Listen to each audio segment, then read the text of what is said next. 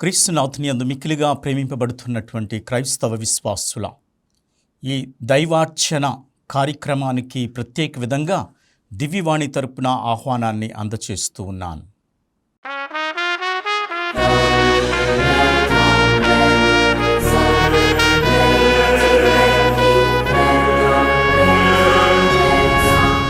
ప్రియమైనటువంటి విశ్వాసులారా, మనందరము కూడా దివ్యబలి పూజ సంబంధించినటువంటి విషయాలను, దివ్యబలి పూజలో చేస్తున్నటువంటి విషయాలు, ఒక ప్రక్క గురువు కానీ ఇంకొక ప్రక్క విశ్వాసులు పాల్గొనేటటువంటి విధానం, అలాగే ఈ దివ్యబలి పూజలో చేసేటటువంటి చిన్న చిన్న విషయాలను కూడా వాటిని లోతుగా విశ్లేషణ చేయటానికి మనకి కార్యక్రమం ఉపయోగపడుతూ ఉంది.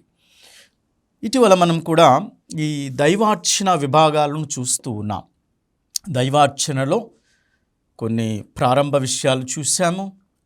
చిన్న ఊరేగింపు, శిలువ, బలిపీఠము, ఇవన్నీ కూడా కొన్ని విభాగాలుగా మనం ధ్యానం చేస్తూ ఉన్నాం ప్రతి సోమవారం సాయంత్రం 7 గంటలకు.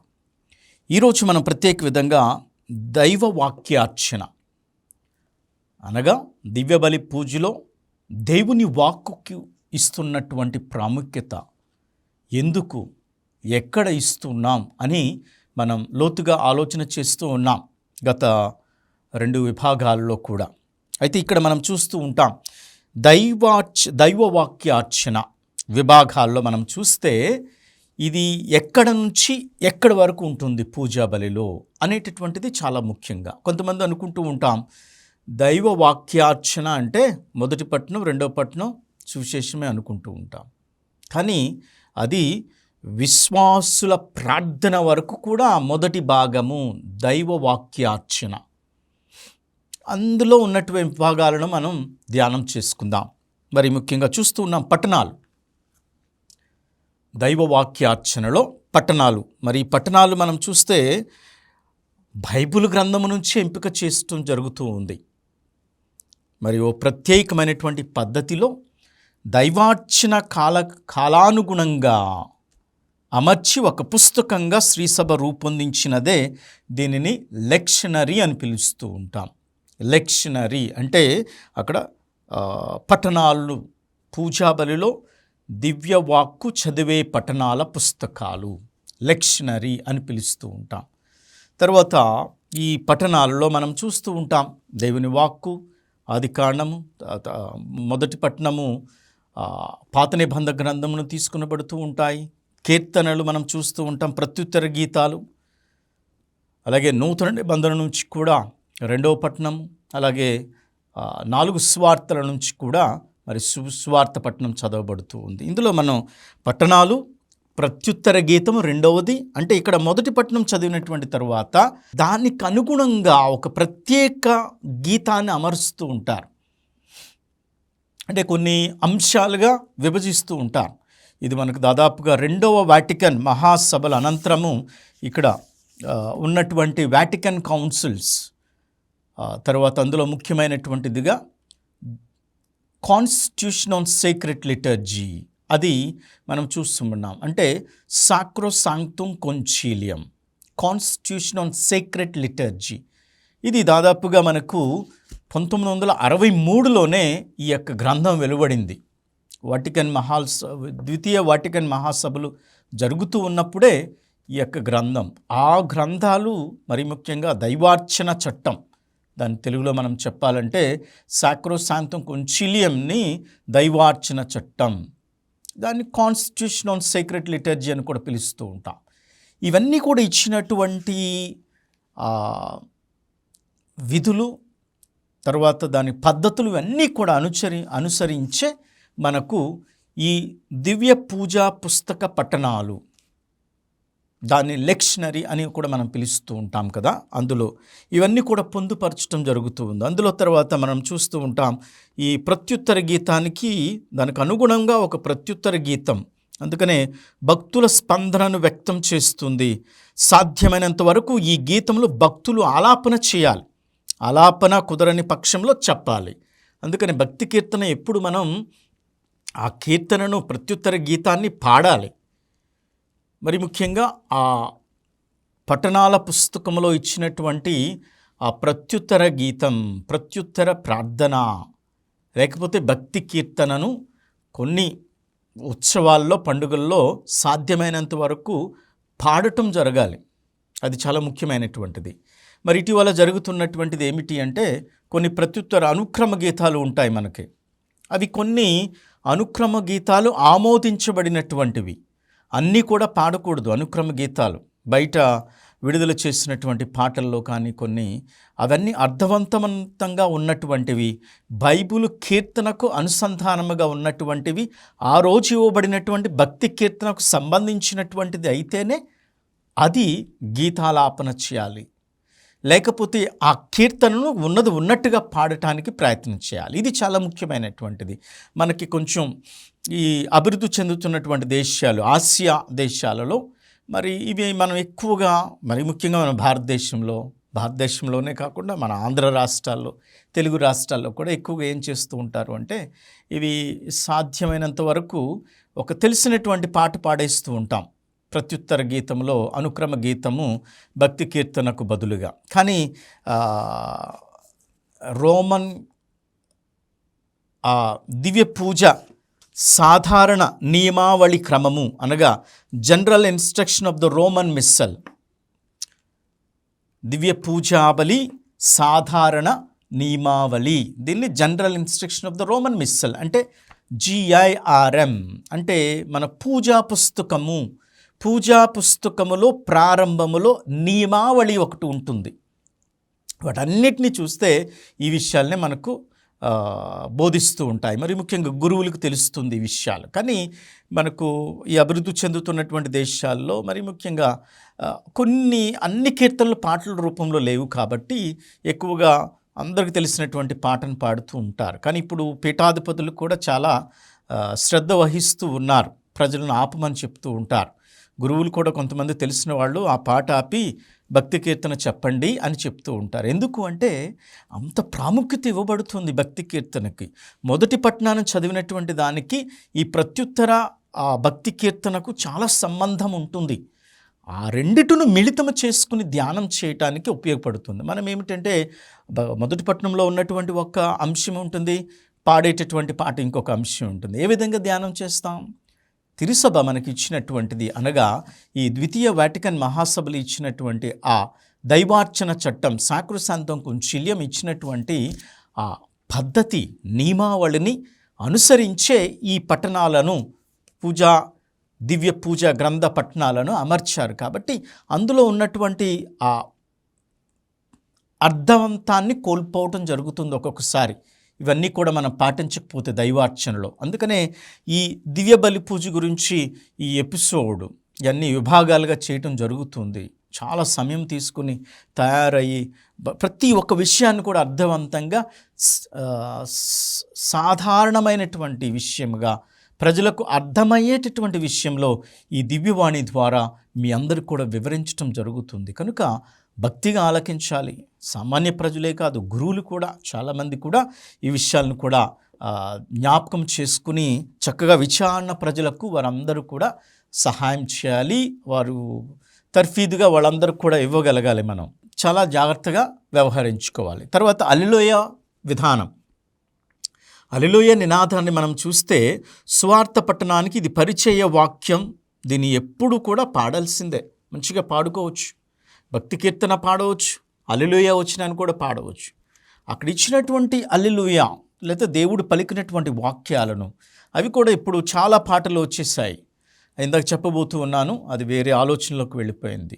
ఏమిటి అది అంటే, మనకు అభివృద్ధి చెందుతున్నటువంటి దేశాల్లో ఎక్కువ భక్తి కీర్తనలు పాటల రూపంలో లేవు. ఇప్పుడు ఇంగ్లీష్లో ఉన్నాయి చక్కగా, అనేకమైనటువంటి చాలామంది కూడా చేశారు. మనకి ఇప్పుడు ఉన్నటువంటి హైదరాబాద్లో ఉదాహరణకు మనకి మైకిల్ పెరియా ఒక సంగీతాన్ని, గ్రెగోరియన్ సంగీతాన్ని మంచిగా ప్రోత్సహించేటటువంటి మైకిల్ పెరియా గారు ఆ కీర్తనలన్నీ కూడా ఒక ఇంగ్లీష్ ఆ కీర్తనలన్నీ కూడా ఆంగ్లంలో చక్కగా ఆ నొటేషన్స్ దానికి ఉన్నటువంటి సూచనలుగా ఇచ్చి ఒక పుస్తక రూపంలో తీసుకువచ్చారు. అది చాలామంది పీఠాధిపతులు, మన భారత కథోలిక పీఠాధిపతుల సమైక్య కూడా వాటిని ఆమోదించింది. కానీ తెలుగులో ఇవన్నీ కూడా లేవు. అక్కడక్కడ అన్ని కీర్తనలు వస్తున్నాయి. గురువులు ఒక్కొక్కసారి మంచిగా విడుదల చేస్తూ ఉన్నారు. కొన్ని కీర్తనలు అన్నీ కూడా లేవు కాబట్టి ప్రజలకు వచ్చిన పాటలే పాడటం జరుగుతుంది. అక్కడ ఉన్నటువంటిది ముఖ్య ఉద్దేశం. కనుక విచారణ గురువులు కూడా, తర్వాత సామాన్య ప్రజలు, ఉపదేశులు అన్నీ కూడా జ్ఞాపకం చేసుకుని లెక్టర్న్స్ అంటారు, అంటే పట్టణాలు చదివేటటువంటి వాళ్ళందరిని కూడా పిలిచి ఈ భక్తి కీర్తనకు సరిపోయేటటువంటి పాట ఉందా, అది కథోలిక సంప్రదాయ ప్రకారంగా ఉందా, వేదాంత పరంగా ఉందా, బైబిల్ పరంగా ఉందా, దైవవాక్యార్చన పరంగా పాడుకోవచ్చా, ఇవన్నీ కూడా విశ్లేషణ చేయాలి గురువు. అప్పుడే వాటిని పాడాలని చెప్పాలి. లేకపోతే పాడటానికి వీలు లేకపోతే భక్తి కీర్తన అందరితో చెప్పించాలి. ఇవి ముఖ్యంగా ఉత్సవాల్లో, పండుగలో మనం జాగ్రత్త వహించుకోవాలి. అలాగే ప్రబోధం అంటే పూజకు ముందే పట్టణాల భావాన్ని క్షుణ్ణంగా పసిగట్టి అన్ని మెలకువలు తీసుకుని మరి గురువు ప్రబోధాన్ని సిద్ధం చేసుకోవాలి. అంటే ప్రబోధము, ప్రవక్తగా దేవుని వాక్యాన్ని ప్రబోధించటం, ప్రకటించటం అన్నీ కూడా. అలాగే దివ్యవాక్కును విన్న భక్తులు క్రైస్తవ జీవనానికి తోడ్పడేలా ప్రబోధాన్ని మలచి చెప్పాలి. దేవుని వాక్యాన్ని ప్రజలకు ఆకట్టుకునే విధంగా మనం, గురువు యొక్క బాధ్యత ఇది ముఖ్యంగా.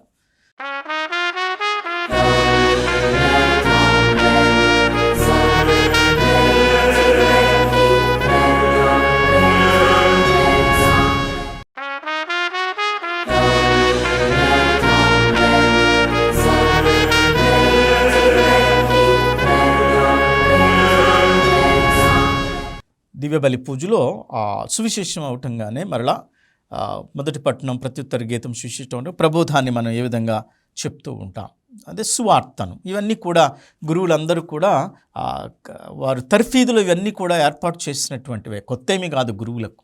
అయితే గురువులు కూడా ఇక్కడ గమనించవలసింది ఏమిటి అంటే పూజకు ముందే, ప్రతి పూజకు ముందు కూడా, అలాగే ఆదివారం అయితే ఒక 4-5 రోజుల ముందునే ఆ అంశాన్ని ధ్యానం చేసుకుని ఈ ఆదివారం ప్రజలకు నేను ఏ విధంగా వివరించాలి, ఈ దేవుని వాక్యాన్ని ఏ విధంగా వివరించాలి. ఉదాహరణకు మనకిప్పుడు మొన్న ఈ దివ్య రూపధారణ, ఆ దివ్య రూపధారణ ఆదివారంలో చెప్పాలంటే నేను ఒక ఆదివారం ముందే దాన్ని ఆలోచన చేసుకుంటే దానిలో ఉన్నటువంటి గొప్ప అంశాలు, ఆ దేవుని కీర్తి, దేవుని వైభవము, ఈ దేవుని వైభవము ప్రజలకు ఏ విధంగా మనం ఇవ్వగలగాలి, ఆ దేవుని వైభవంలో ప్రజలు ఏ విధంగా జీవించగలరు, ఇవన్నీ కూడా గురువులుగా మేమందరం కూడా మంచిగా తయారై వాక్యాన్ని ప్రజలకు బోధించాలి. కనుక పాల్గొనేటటువంటి విశ్వాసులకే కాదు, దాన్ని పూజ జరిపేటటువంటి గురువులకు కూడా గొప్ప బాధ్యత ఉంది.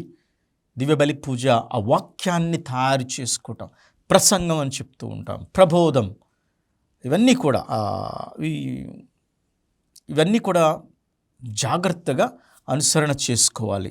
తర్వాత దేవుని వాక్కు మరి ముఖ్యంగా ప్రకటించిన తర్వాత కొంచెంసేపు మౌనం వహించాలి. ప్రసంగం అయిన తర్వాత కొద్దిసేపు మౌనంగా, ప్రశాంతంగా, ఇప్పుడు వరకు చదివినటువంటి పట్టణాలు, ఇప్పుడు వరకు చెప్పినటువంటి గురువు ప్రసంగము, ఇవన్నిటినీ కూడా గురువు కూర్చుని కొద్దిసేపు మౌనముగా అలా దేవునితో ప్రార్థన చేస్తే ప్రజలు కూడా ఇప్పుడు వరకు మనం చదువుకున్నటువంటి వాక్యాలు, ఇప్పుడు వరకు మన గురువు బోధించినటువంటి విషయాలు, ఇవన్నీ కూడా చూసి వారి యొక్క జీవితంలో ఆకళింపు చేసుకోవాలి, అన్వయించుకోవాలి, ఆత్మ పరిశీలనకు చేసుకునే విధంగా ఉపయోగపడాలి. అందుకని మౌనం, దేవుని వాక్కు ప్రధానంగా మన మానవ శీలం గలది, అంటే మనిషికి ఊపిరినిచ్చేటటువంటి దేవుని వాక్కు కదా. అందువలన ప్రతి పట్టణం విన్న తర్వాత భక్తులు మౌనంగా, ప్రసంగం అయిన తర్వాతే కాదు, ప్రతి పట్టణం అయిన తర్వాత కొద్దిసేపు మౌనం, తర్వాత రెండో పట్టణం మౌనం, తర్వాత హల్లెలూయా వాక్యం కొంచెం మౌనం, సువిశేష పట్టణం మౌనం, ప్రసంగం మౌనం. ఈ విధంగా దివ్యబలి పూజలో ఆ మౌనముకు ఉండేటటువంటి ఆ స్థానం చాలా గొప్పది, చాలా విషయాలు నేర్పిస్తూ ఉంది. కనుక ప్రతి పఠనం తర్వాత కూడా విన్న తర్వాత భక్తులు మౌనంగా ఉండి చెవిని పడినటువంటి దివ్య వాణిని ధ్యానం చేయాలి. ఆ తర్వాత గురువు చెప్పేటటువంటి వివరణ వినాలి. కనుక ప్రతి వాక్యము తర్వాత, ప్రతి పఠనము తర్వాత ఆ దివ్యవాణి మన చెవుల ద్వారా హృదయంలోనికి వెళ్ళి ధ్యానం చేసుకున్నప్పుడు ఎంతగానో దేవుని వాక్కు హృదయాంతరంగాలను ఛేదిస్తుంది అని దేవుని బైబిల్ గ్రంథంలో మనం చదువుతూ ఉన్నాం. ఎందుకంటే దేవుని వాక్కు రెండంచుల గల ఖడ్గము కన్నా పదునైనటువంటిదని మనం వాక్యంలో చదువుతూ ఉన్నాం. కానీ ఇవన్నీ కూడా ధ్యానం చేయాలి. తర్వాత ఇది అయిన తర్వాత ఏముంటుంది మనకి? ప్రసంగం అయిపోయిన తర్వాత విశ్వాస ప్రమాణము చాలా గొప్పది. విశ్వాస ప్రమాణం అది మనం ఈ నైసియా కాన్స్టాంటినోపిల్ విశ్వాస ప్రమాణం ఉంటుంది, అపోస్తుల విశ్వాస సంగ్రహము ఉంటుంది. రెండు ఉంటాయి. రెండు చాలా జాగ్రత్తగా గమనించుకోవాలి. మరి ముఖ్యంగా మనం ఈ రోజుల్లో చూసేటటువంటిది ఈ తపస్సు కాలంలో ఎక్కువగా తపస్సు కాలంలో పాస్కోత్సవ కాలంలో కూడా మనందరం కూడా అపోస్తుల విశ్వాస సంగ్రహాన్ని చెప్తూ ఉంటాం. అలాగే కొన్ని ఉత్సవాల్లో కూడా. కానీ మామూలు ఆదివారాల్లో ఎక్కువ శాతం మనందరం కూడా ఏం చెప్పాలి అంటే నైసియా కాన్స్టాంటినోపిల్ విశ్వాస సంగ్రహాన్ని చెప్పుకోవాలి. ఆ మిస్సల్లో చూస్తే మనందరికి కూడా ఆ రూబ్రిక్స్, రెడ్ రూబ్రిక్స్ అంటే ఎరుపు అక్షరమాల మనకు కనపడుతుంది. అక్కడ అక్షర గుర్తులు కనపడుతూ ఉంది. ఎందుకు అంటే అవి చెప్తూ ఉంటాయి. మనం ఈ సంవత్సరం మరి ప్రత్యేక విధంగా ఈ నైసియా విశ్వాస సంగ్రహాన్ని మనం చూస్తే 1800 సంవత్సరం వార్షికోత్సవాన్ని జరుపుకుంటూ ఉన్నాం. కనుక ఈ ఎక్యుమినిజం అంటే ఐక్య క్రైస్తవుల సమైక్య మొత్తం కూడా ఈ సంవత్సరాన్ని అన్ని విచారణలకు, అన్ని మేత్రాసనాలకు కూడా అవి మా దైవార్చన విభాగంతో మాట్లాడుకుని వీటన్నిటి కూడా ముద్రించడం జరుగుతుంది. ఒక ప్రక్కన ఇంగ్లీష్, ఇంకో ప్రక్కన తెలుగులో ఉండేటటువంటి నైసియా విశ్వాస ప్రమాణాన్ని మనం అందించాం అందరికి కూడా. కనుక సామాన్య వారాలలో ఇవి ఎక్కువగా చెప్పాలి. ఏది? నైసియా విశ్వాస ప్రమాణం, నైసియన్ కాన్స్టాంటినోపిల్ క్రీడ్. తర్వాత ఈ పాస్కా తపస్సు కాలంలో ఎక్కువ అపోస్తుల విశ్వాస సంగ్రహాన్ని చెప్పాలి. అందుకనే విశ్వాస ప్రమాణం చేయటం ద్వారా భక్తులు దేవుని వాక్కును తమ ఆమోదం తెలియచేస్తూ ఉంటారంట. దేవుని యొక్క వాక్కుకు తమ ఆమోదాన్ని వ్యక్తం చేస్తూ ఉంటారు. అటు పఠనం, ఇటు ప్రబోధం రెండు భక్తులను విశ్వాసంలో దృఢపరుస్తూ ఉంటాయి. చాలా ముఖ్యమైనటువంటిది. అటు పఠనాలు, ఇటు ప్రబోధము. ఈ ప్రబోధము అంటే తిరుసభ ఇస్తున్నటువంటిది. అపోస్తుల సంగ్రహము, విశ్వాస సంగ్రహము చాలామందికి మనం చెప్పేస్తూ ఉంటాం. అలాగే నైసియా కాన్స్టాంటినోపిల్ ఆ క్రీడు, ఆ సంగ్రహము అన్నీ కూడా మనం చూస్తే అలనాడు 1800 సంవత్సరాల క్రితం నైసియా ఆ కాన్స్టాంటినోపిల్ పట్టణాల్లో జరిగినటువంటిది. ఎందుకంటే క్రీస్తు ప్రభు గురించి కానివ్వండి, వేదాంతాల గురించి కానివ్వండి, ఒక వేదాంతమైనటువంటి సిద్ధాంతాలు తిరుసభ ఇచ్చినప్పుడు చాలామంది కూడా వ్యతిరేకిస్తూ ఉంటారు. క్రీస్తు ప్రభు మానవ స్వభావం ఉంది, ఆయన మానవ స్వభావం లేదు, దైవ స్వభావుడే, లేకపోతే దైవ స్వభావం ఉంది కానీ మానవ స్వభావం లేదు అని ఇది చాలా విధాలుగా చెప్తూ ఉంటారు. ఇవన్నీ కూడా చాలా హెరెసీస్ అంటాం మనం. వాటన్నింటిని కూడా తప్పుదారున పట్టే విధంగా అలనాడు దాదాపుగా మరి కొన్ని శతాబ్దాల్లో చరిత్రలో మనం చూసినట్లయితే ఈ తిరుసభ వేదాంత సిద్ధాంతాలకు వ్యతిరేకంగా మాట్లాడినటువంటి వాళ్ళందరికీ కూడా ఈ యొక్క నైసియా కాన్స్టాంటినోపిల్ క్రీడు ఇవన్నీ కూడా చాలా ఆలోచన చేసి పొందుపరచడం జరుగుతుంది. కాబట్టి చాలా ముఖ్యమైనటువంటిది. ఇటీవల ఎక్కువ మంది కూడా అన్ని కాలాల్లో కూడా అపోస్తుల విశ్వాస సంగ్రహం చెప్పేస్తూ ఉన్నారు. అలా కాదు. గురువులు విశ్వాసులకు, మరి ముఖ్యంగా గురువులు మేమే ఎక్కువగా దాన్ని చెప్తూ ఉంటాం కాబట్టి, ప్రజలను ఆహ్వానిస్తాం కాబట్టి గురువులు కూడా చాలా శ్రద్ధ వహించాలి. ఈ తపస్సు కాలంలో మరి ముఖ్యంగా పాస్కోత్సవ కాలంలో ఎక్కువగా అపోస్తుల విశ్వాస సంగ్రహము అది చెప్పాలి. మిగతా సామాన్య ఆదివారాలలో మరి మనం నైసియన్ కాన్స్టాంటినోపిల్ విశ్వాస సంగ్రహాన్ని మనం అది చెప్పుకోవాలి. మరి ఇవన్నీ కూడా చాలా ముఖ్యమైన ఆ ప్రబోధాలు, తిరుసభ ఇచ్చినటువంటి ప్రబోధాలు, అలాగే దేవుని యొక్క వాక్యాన్ని బట్టి ఈ ప్రబోధాలు కూడా వస్తూ ఉంటాయి. తిరుసభ ఇచ్చినటువంటిది, తర్వాత అపోస్తుల విశ్వాస సంగ్రహము, అందులో కూడా గొప్పతనం ఏ విధంగా అపోస్తులు మరి ఆ దేవుని యొక్క మార్గాన్ని, ఆజ్ఞను స్వీకరించి ఏ విధంగా ముందుకు వెళ్ళారో అన్నీ కూడా మనం ప్రార్థన చేస్తుండే. చివరిగా విశ్వాసుల ప్రార్థన. విశ్వాసుల ప్రార్థన అంటే తరువాత అపోస్తులిక విశ్వాస సంగ్రహం తరువాత మనం విశ్వాసుల ప్రార్థన జరుపుకుంటూ ఉన్నాం. అంటే ఇక్కడ ఏమిటి? ఈ విశ్వశ్రీ సభ అవసరాల కోసం, మరి ముఖ్యంగా స్థానిక క్రైస్తవ సంఘం యొక్క అవసరాల కోసం, వ్యక్తిగత అవసరాల కోసం దైవాన్ని ప్రార్థించేందుకు ఈ ప్రార్థనలు తోడ్పడాలి. ఒకటి, విశ్వాసుల ప్రార్థన కూడా గురువు, పూజలు చేసేటటువంటి గురువే దాన్ని ఆరంభము ముగింపు కూడా చేస్తూ ఉంటాడు. ఆ ప్రారంభాన్ని కూడా ప్రారంభించి విశ్వాసులను ఆహ్వానిస్తూ ఉంటారు, అలాగే ముగింపు కూడా ఆయన చేస్తూ ఉంటాడు. ఈ మధ్యలో ఉన్నటువంటివి ఏమిటి అంటే విశ్వశ్రీ సభ అవసరాల కోసం.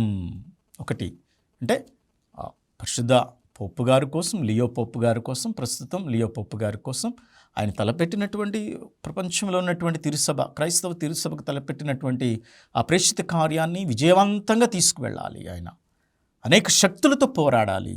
ముందు ఆ పోపు గారికి, అలాగే ప్రపంచంలో ఉన్నటువంటి పీఠాధిపతుల కోసం, మన పీఠాధిపతుల కోసం ప్రత్యేక విధంగా ప్రార్థన చేసుకోవాలి. అలాగే రెండవ విన్నపం ఏమిటి అంటే స్థానిక క్రైస్తవ సంఘం కోసం. స్థానిక క్రైస్తవ సంఘం మీ విచారణ, మీ సంఘంలో ఉన్నటువంటి ఇబ్బందుల కోసం, ఆ క్రైస్తవ సంఘాన్ని అభివృద్ధిపరిచేయటానికి పవిత్ర ఆత్మను అలాగా విన్నపంలో పెట్టాలి. తర్వాత మన యొక్క దేశ అవసరాల కోసం, మన రాజకీయ నాయకులు అలాగే సంఘ అభివృద్ధి కోసం కూడా మనం ప్రార్థన చేయాలి. ఈ విధంగా తర్వాత వ్యక్తిగతమైనటువంటి సంఘాని కోసం కూడా ఈ విధంగా 4 ఎక్కువ కూడా చెప్పేస్తూ ఉంటాం మనందరం కూడా. ఈ 4 ఉంటాయి మధ్యలో, ప్రారంభము, ముగింపు, గురువు చేసేటటువంటి ప్రార్థనలతో పాటు ఇంకా ఒక 4 ఉంటాయి. అది మనం విశ్వశ్రీ సభ కోసం ప్రార్థన చేయాలి, స్థానిక సంఘం కోసం ప్రార్థన చేయాలి, మన భారతదేశం కోసం ప్రార్థన చేయాలి, అలాగే ఒక వ్యక్తిగతమైనటువంటి అవసరాల కోసం ప్రార్థన చేస్తే ఇక్కడతో మనకి దైవ వాక్యార్చన ముగిస్తూ ఉంది. ఇంకా అక్కడ నుంచి కూడా అర్పణ నుంచి అంటే మరలా అది మనకి దివ్య సప్రసాద దైవార్చన, కృతజ్ఞతార్చన మొదలవుతుంది. రెండవ భాగం దివ్య బలి పూజలు. ఇవన్నీ కూడా మరలా వివరంగా వెళుతూ ఉంటాం. ఈ ఎపిసోడ్లో పరిచయాన్ని ఇచ్చాను. దైవవాక్యార్చనకు అంటే ఏమిటి, ఎన్ని భాగాలు ఉంటాయి, ఎక్కడ నుంచి ఎక్కడి వరకు ఉంటుంది అనేటటువంటిది ఇప్పటి వరకు మనం ధ్యానం చేస్తాం. కాబట్టి వాళ్ళ జ్ఞాపకం చేసుకోవాలి. పట్టణాలు మొత్తం ఉత్సవాలు వస్తే 3 పట్టణాలు, లేకపోతే 2 పట్టణాలు, ఇవన్నీ చూస్తాం. ప్రత్యుత్తర గీతం వస్తుంది, భక్తి కీర్తనలు, హల్లెలూయా నినాదం వస్తుంది, ప్రబోధం, ప్రసంగాలు వస్తూ ఉంటాయి. అలాగే ప్రతి పట్టణానికి తర్వాత మౌనం వహించాలి. అలాగే విశ్వాస ప్రమాణము ఈ తపస్సు కాలంలో, మరి పాస్కోత్సవ కాలం, రాబోయేటటువంటి పాస్కోత్సవ కాలంలో కూడా ఆ అపోస్తుల విశ్వాస సంగ్రహం చెప్పాలి. సామాన్య ఆదివారాల్లో నైసియా, కాన్స్టాంటినోపుల్ ప్రమాణాన్ని చెప్పాలి. అలాగే మనకు విశ్వాసుల ప్రార్థన ఉంటుంది. ఇక్కడతో దైవ వాక్యార్చన ముగుస్తూ ఉంది ప్రియమైనటువంటి విశ్వాసులారా. అందుకనే మరి ఈ తపస్సు కాలంలో కూడా మనం ఈ హల్లెలూయా వచనాన్ని మనం మరి దాటివేస్తూ ఉంటాం, పాడం. ఈవెన్ మామూలుగా ఉత్సవాల్లో కూడా మనకి ఈ తపస్సు కాలంలో కూడా ఈ పునీత జోజప్ప గారి పండుగ వస్తుంది. మార్చి 19వ తారీఖున, 25న మంగళవార్త మహోత్సవం వస్తుంది. కానీ హల్లెలూయా మట్టికి పాడకూడదు, గ్లోరియా పాడుకోవచ్చు, హల్లెలూయా మట్టికి పాడకూడదు. కనుక ఈ తపస్సు కాలంలో హల్లెలూయా స్థానంలో సువార్తకు ముందు భాగం పట్టణాల గ్రంథంలో సూచించినట్లుగా మరి ఉచ్చరించబడుతుంది. అన్నీ కూడా మనం జ్ఞాపకం చేసుకోవాలి. ఎందుకంటే తపస్సు కాలం కాకుండా సంవత్సరంలో ప్రతి సమయంలో హల్లెలూయా పాటబడుతుంది కాబట్టి పట్టణాల గ్రంథంలో నుండి తీసుకొనబడుతూ ఉంటాయి. అలాగే తపస్సు కాలంలో సమయంలో హల్లెలూయాకు బదులుగా పట్టణ గ్రంథంలో ఇవ్వబడినటువంటి స్వార్థకు ముందు వాక్యాలు పాడబడుతుంది అన్నీ కూడా జ్ఞాపకం చేసుకోవాలి. హల్లెలూయా పాడేటప్పుడు కూర్చోకూడదు. ఇక్కడ కూడా నేను తర్వాత చెప్తూ ఉంటాను. అందరూ నిలబడిన తర్వాతనే హల్లెలూయా ప్రారంభించాలి. అది చాలా గొప్ప విషయం. మనం ఏం చేస్తామంటే కూర్చునే పాడుతూ ఉంటాం. ఎప్పుడో చివరిలో ఒక హల్లెలూయా అన్నప్పుడు లేస్తాం పాట మొత్తం అయిన తర్వాత. అలా కానీ వేరే దేశాల్లో చూస్తే రెండో పట్టణం అయిపోయిన వెంటనే కొంచెంసేపు ఉండి కోయిర్ మాస్టర్ సంగీతాన్ని నడిపించేవాళ్ళు వెంటనే ప్రజలు వెంటనే నుంచుంటారు. అప్పుడు హల్లెలూయా ప్రారంభిస్తారు. ఎందుకంటే దేవుని వాక్యం సువిశేషం, దేవుని వాక్యాన్ని వినే ముందు అది మనంత సిద్ధపాటుతనాన్ని మనకు అన్నీ కూడా ఇస్తుంది. కాబట్టి హల్లెలూయా పాడేటప్పుడు కూడా కూర్చోవటం నుండి నిలబడటానికి ఆ విధంలో అది మార్పు జరగాలి. మనందరికి కూడా నిలబడి ఉన్న ఆనందం, భక్తి మరియు అప్రమత్తత వ్యక్తపరుస్తూ ఉంటాయి మనందరికీ. ఎందుకంటే స్వార్థ ప్రశంసలు అంటే దివ్య వాక్యాన్ని వినటానికి అది మనకి GRM 309లో చెప్పబడుతుంది ఈ వాక్యాన్ని. దీన్ని కాకుండా గాయకుడు అక్కడ ఉన్నటువంటి స్థలం నుండి కూడా గాయక బృందం ప్రాంతం నుండి పాడవచ్చు కూడా. ఇవన్నీ కూడా మనం చూస్తే చాలా ముఖ్యమైనటువంటిది తపస్సు కాలంలో. అలాగే ఈ యొక్క పట్టణాల గురించి తెలుసుకుంటూ ఉన్నాం. కనుక ఈ వాక్యాలను ఈ యొక్క సూచనలు మీ మనసులో పెట్టుకొని దివ్య బలి పూజలో భక్తితో శ్రద్ధతో పాల్పంచుకొనండి.